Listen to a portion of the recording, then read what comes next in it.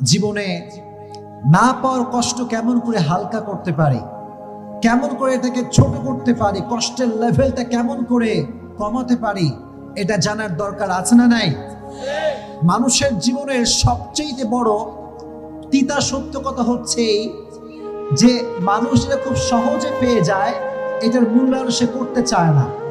আর যেটা সে পায় নাই, যোগ্য ছিল না তা, তবুও সে এটার প্রতি মায়া কমাতে পারে না। এটা মানুষের জীবনের সবচেয়ে বড় তিতা সত্য কথা। কলিজার টুকরা যুবক, আমার বোনেরা, জীবনে যদি না পাওয়ার কষ্টকে হালকা করতে চান, একটা বাক্য অলওয়েজ মাথায় রাখবেন, अगर जिंदगी में सब कुछ मिल जाए तो तमन्ना किस बात की करूंगा मैं। জীবনে যদি সব কিছুই পেয়ে যাই, তাহলে আশা বলতে তো কিছু থাকবে না। জীবনে বাঁচতে হলে একটা আশার দরকার আছে না নাই? জীবনে থাকার জন্য, বেঁচে থাকার জন্য প্রত্যেকটা ধাপে ধাপে রবের উপরে একটা ভরসার দরকার আছে না নাই?